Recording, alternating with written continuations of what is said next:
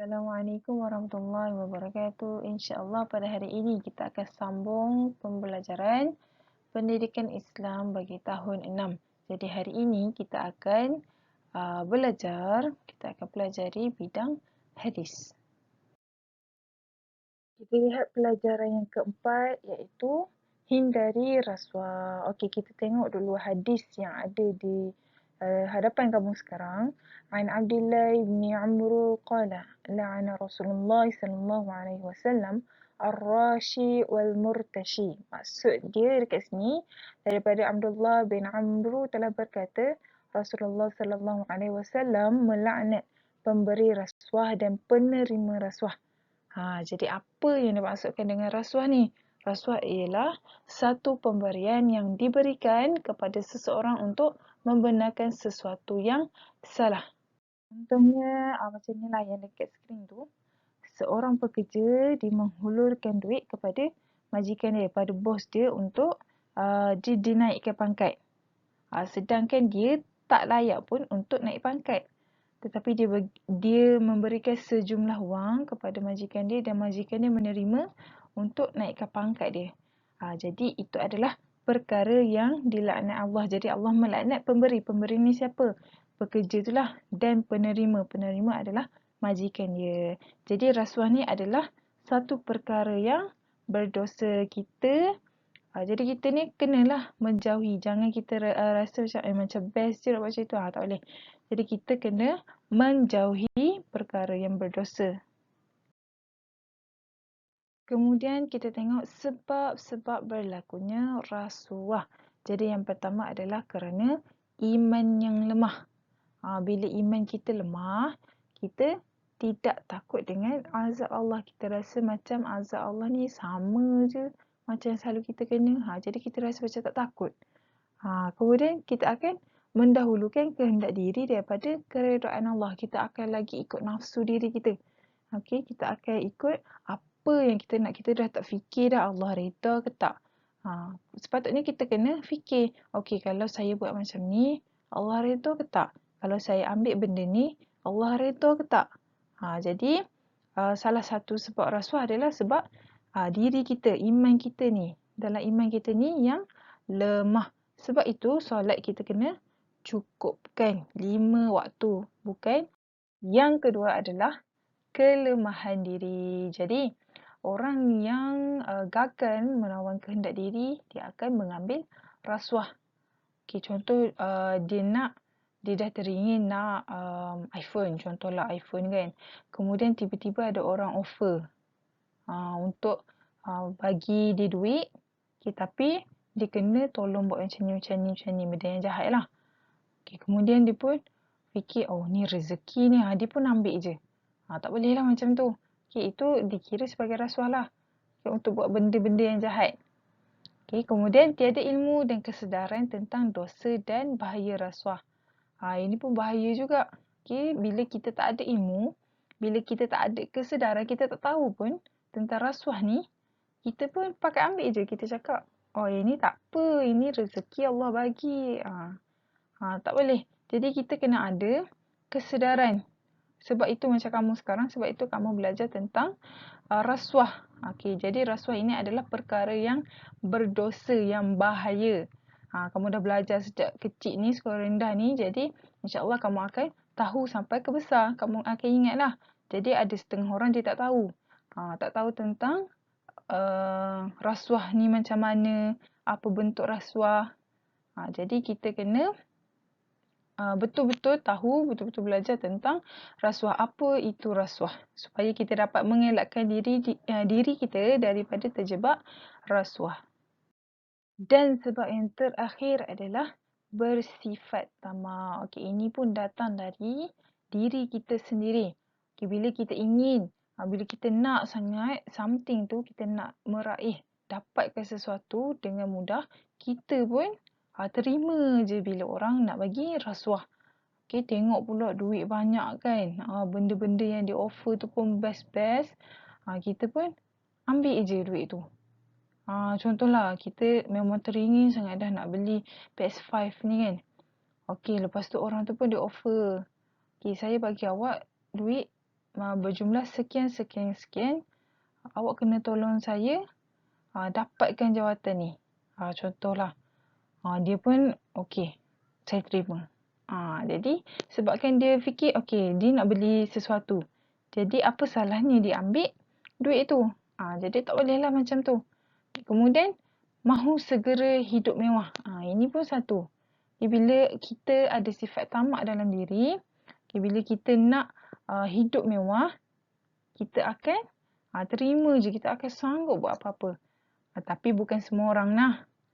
Orang yang tahu tentang rasuah ni, dia insya-Allah dia takkan berani buat benda-benda yang melibatkan rasuah. Jadi, orang yang mahu segera hidup mewah, yang dia tak tahu pun asas rasuah ni, dia akan terima je. Dia jadi, bila dia nampak duit, dia jadi tamak. Dia jadi macam, nak cepat kaya. Selama ni kerja bertahun-tahun, duit tak banyak. Jadi, ini salah satu jalan untuk saya cepat kaya. Macam tu. Jadi, tak boleh. Kita sepatutnya menghindari benda ni. Kita kena betul-betul jauhkan diri kita dari rasuah. Kemudian kita tengok kesan rasuah kepada orang yang mengambil rasuah. Okey, yang pertamanya adalah ia akan menjatuhkan maruah diri. Secara automatiknya sesiapa yang mengambil rasuah akan jatuhlah harga diri dia, maruah diri dia. Sebabnya dia tak boleh nak fikir benda tu benda yang buruk. Tapi kenapa dia ambil lagi? Jadi dia akan rosakkan nama diri sendirilah. Okey, kemudian menimbulkan permusuhan. Okey, kenapa ia menimbulkan permusuhan? Sebabnya orang jadi bencilah dengan dia. Contohlah yang macam tadi, pekerja A ni dia bagi duit dekat majikan dia. Dekat bos dia. Sedangkan dia tak layak pun lagi, ramai lagi yang layak. Jadi dekat situ orang lain pun akan pandang sinis lah. Kenapa tiba-tiba dia ni naik pangkat? Kenapa dia ni boleh dapat jawatan yang best? Sedangkan dia tidak layak untuk terima benda tu. Orang lain lagi layak. Jadi dekat situ akan menimbulkan permusuhan lah di antara rakan. Dan orang yang menerima rasuah ni akan mendapat kemurkaan dan laknat Allah. Bukan kita yang sebut, tetapi ada dalam hadis. Orang yang memberi dan menerima rasuah akan dilaknat oleh Allah.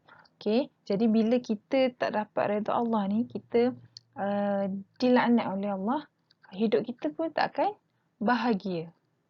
Kemudian seterusnya, hidup tidak akan diberkati oleh Allah. Jadi hidup orang yang tidak diberkati oleh Allah, hidup dia ni serba-serbi tak kena. Apa yang dia buat tak akan betul. Contohlah dia ni cerdik kan. Tapi bila waktu exam ke apa, dia tak dapat nak jawab benda tu. Sedangkan sebelum ni dia selalu dapat A+ lah. Tapi bila tibanya waktu exam, dia tak dapat satu pun nak jawab. Begitulah contohnya untuk hidup yang tidak diberkati. Apa pun yang kamu buat di dunia takkan tenanglah, serba-serbi tak kena. Kamu buat ini tak jadi, kamu buat itu tak jadi.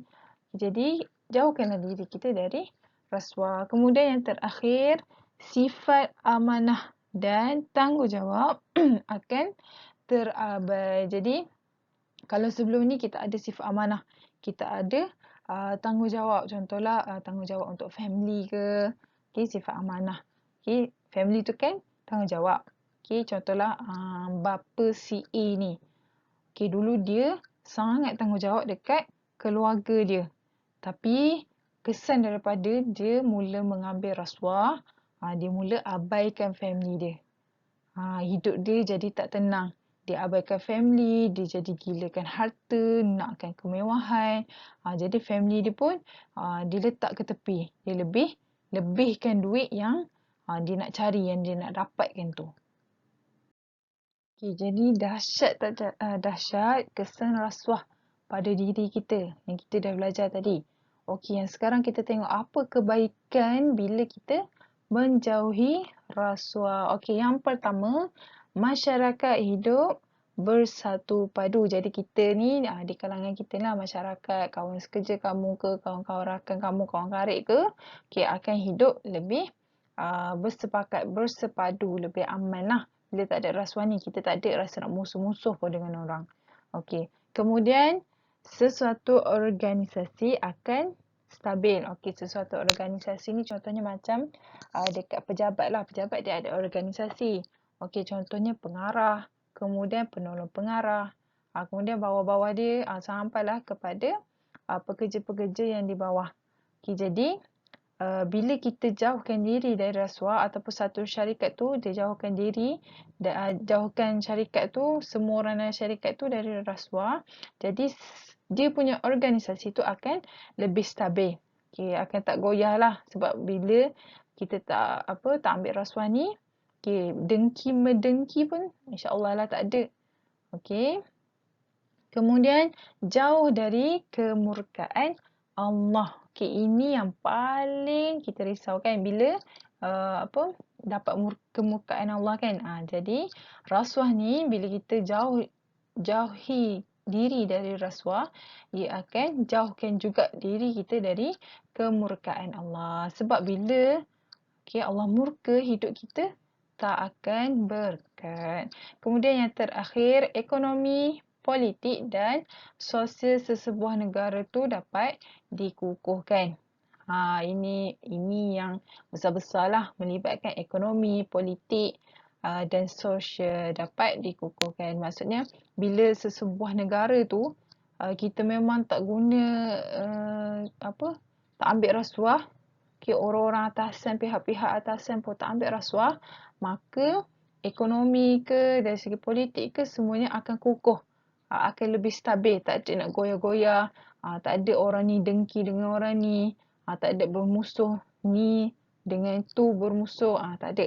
Jadi kerana itu kita sebaiknya jauhkanlah diri dari rasuah.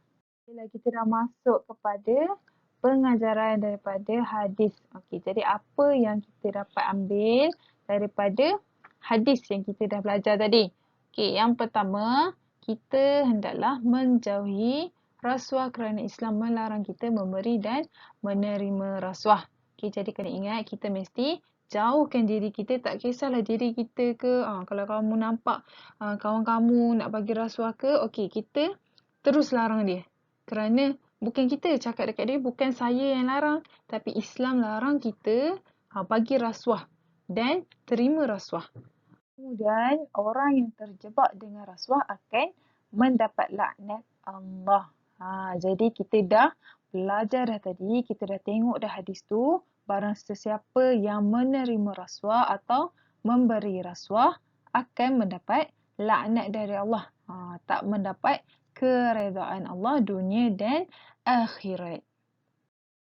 Dan pengajaran yang terakhir adalah rasuah boleh menyebabkan sesebuah negara tu mundur atau kucar kacir. Jadi bila sesebuah negara tu tak kira lah dari orang atasan ke, dari orang bawahan ke, kalau mengambil rasuah, mengamalkan rasuah dalam hidup, akan menyebabkan sesebuah negara tu mundur. Dia akan jadi kacau bilau lah. Ramai penjahat ke, jadi ekonomi tak stabil, politik pun goyah, bergaduh sana sini. Sebab itu kita kena elakkan diri dari rasuah.